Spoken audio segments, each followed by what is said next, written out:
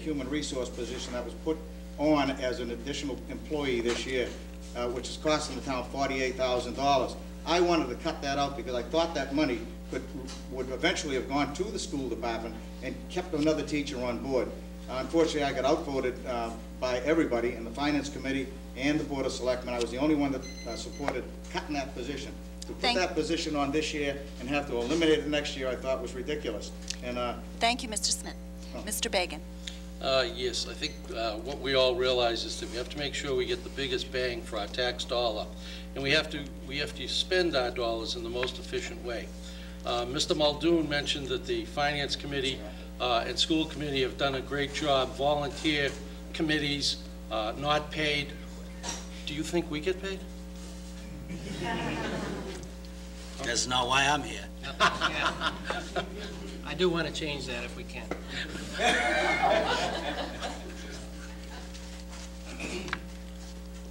Okay. We'll now go to our next question. I'm trying to combine questions because the evening is rapidly approaching on us. We'll start with Mr. Muldoon. If elected, what will be your #1 goal during the next 3 years? And if you would like to also include, if you're an incumbent, how has North Reading benefited from your leadership? Or if you're not a new candidate, how will it benefit from your leadership? Be specific. Well, I think I've been a manager in a public service agency, the Mass Department of Revenue, for over 20 years. I have a lot of power and ability there, hopefully, managerial skills. I've been there a long time. And one of the things that struck me the other day is that I have a delegation that's given by the Commissioner of Revenue, up to $250,000. That means that I can actually close a case and refund money up to $250,000 with the touch of a button, stroke of a pen. Over my 20 years, I've had an effect. I have actually personally refunded over $1 billion to Commonwealth taxpayers. I think I am used to dealing with money. I'm used to dealing with taxpayers of the Commonwealth, customer service, dealing with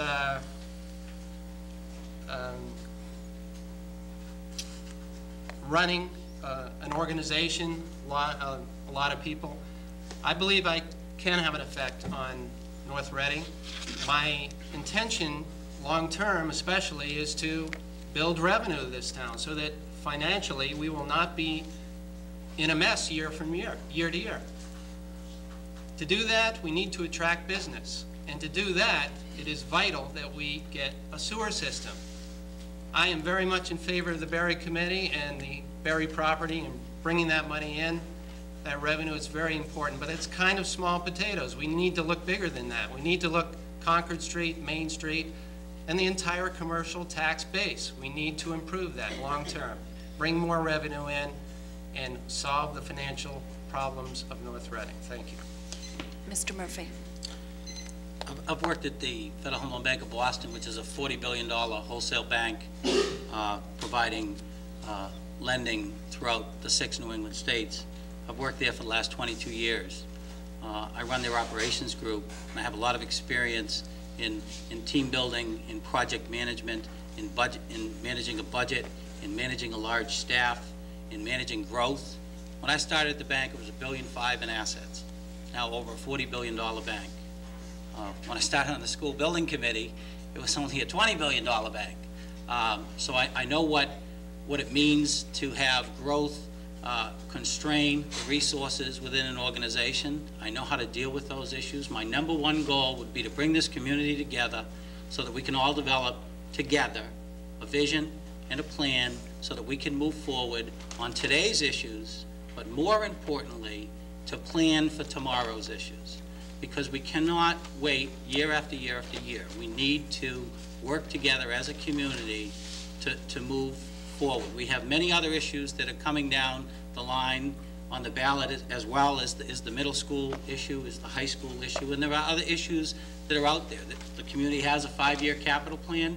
We need to expand on that with a vision and some form of strategic plan so that we can all move forward together. I believe I have that experience through work and my experience in government to help the community do that.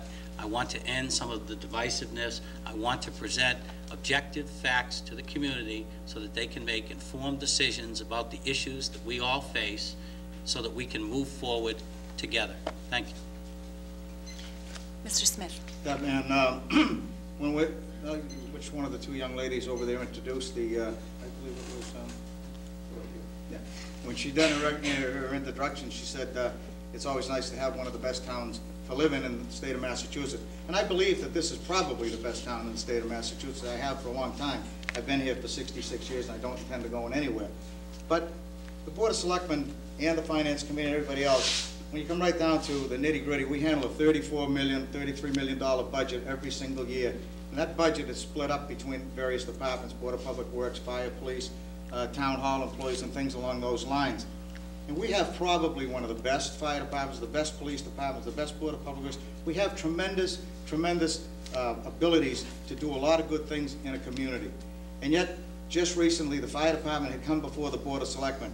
Every one of them firemen are probably personal friends of mine. I've seen them grow up since little kids.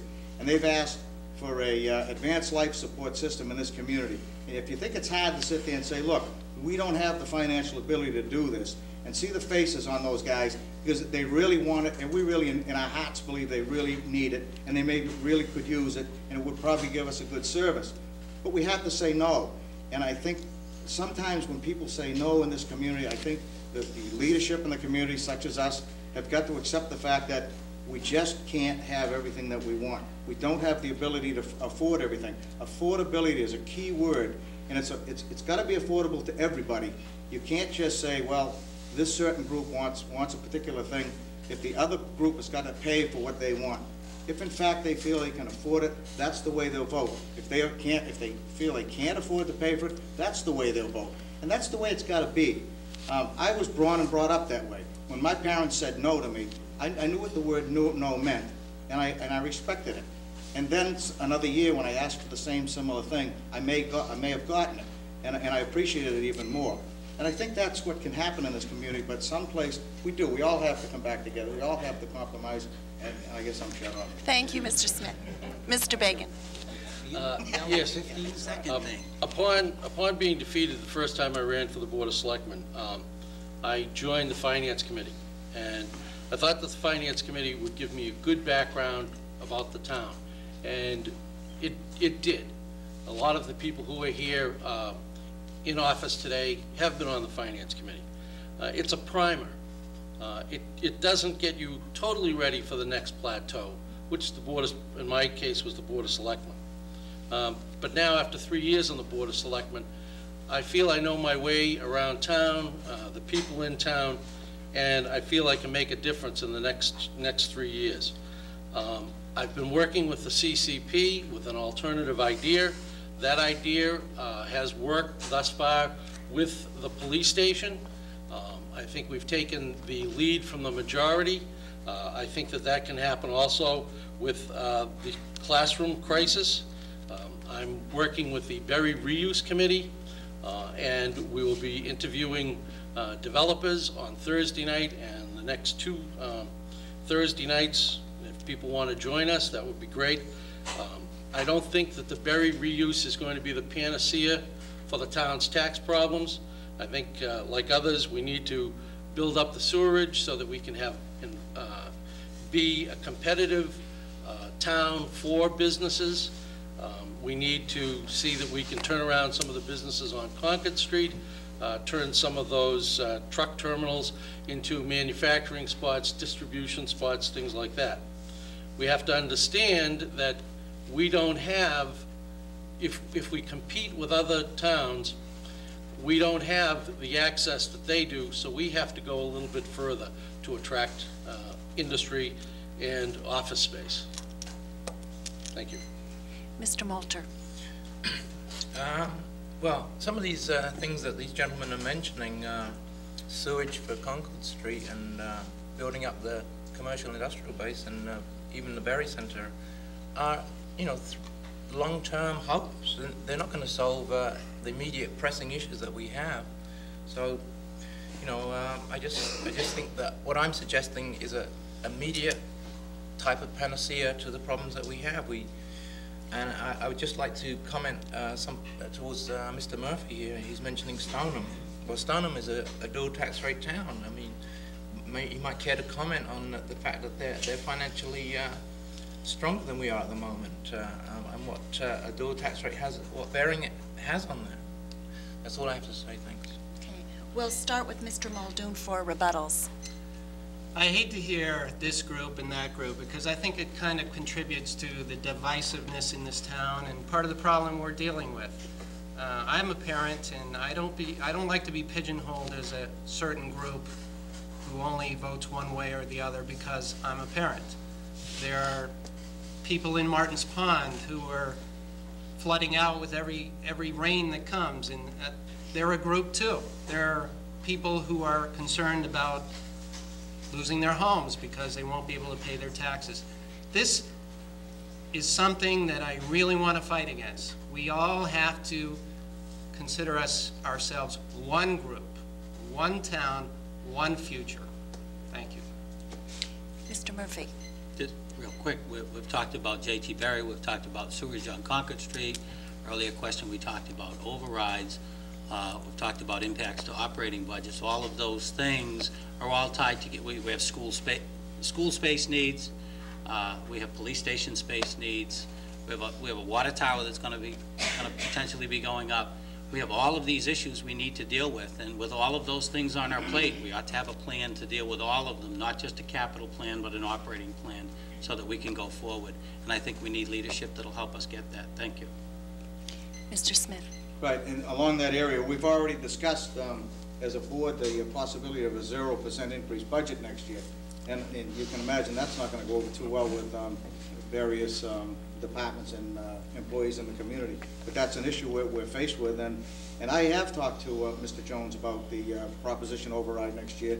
And the anticipation for an override for an operational budget next year is somewhere between $1 and $2 million in order to be able to balance the books and provide the services that we currently have. If, in fact, the town votes against an override next year for an operational budget, or if, in fact, we somehow get a mass of money from the state of Massachusetts, and as Mr. Bagan already alluded to earlier, the number is $111,000 short. The school department had anticipated $178,000. The money that, the slip that came back from the government last week, the state of Massachusetts said that they're only going to provide they're only going to provide $67,000. It's going to be short by another $111,000.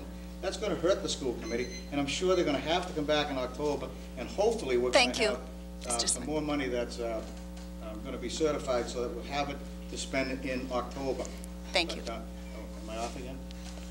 Mr. Bagan, please. You can have some of my time. I believe that that when I'm reelected, I'll be able to work with the boards. I think there will be a change in the leadership of the Board of Selectmen, and quite frankly, I would like to work with the department heads, with the town administrator, and move forward. As Mr. Murphy said, we need to plan for the future. And I think we've been fighting so many fires over the past 5 or 6 years that that's been very difficult to do. So hopefully we'll get some of these projects behind us and be able to start working proactively. Mr. Melter? I don't have any. Pardon? Okay. Gentlemen, we it's time for our closing statements. So we're going to begin on the next rotation with Mr. Murphy, the 2-minute closing. I thought I was going to get another question. I want to thank the League for sponsoring this forum. I think this is a great opportunity to come out before the community, and I thank those of you who are watching at home. Again, just by way of introduction, experience, I've got 22 years of banking experience at the Federal Home Loan Bank of Boston. I know what hard work is. I started in the mailroom. I've worked my way up. I'm currently the first vice president for operations and part of the management team. In terms of governmental experience, I currently serve on North Reading's Trustees of Trust Funds. I joined the Trustees of Trust Funds after I stepped down from the School Building Committee. I was on the School Building Committee from '95 to '98, actively involved in the Little School Project. I enjoyed that experience. I stepped down because we were transitioning to the Hood School project, and I was also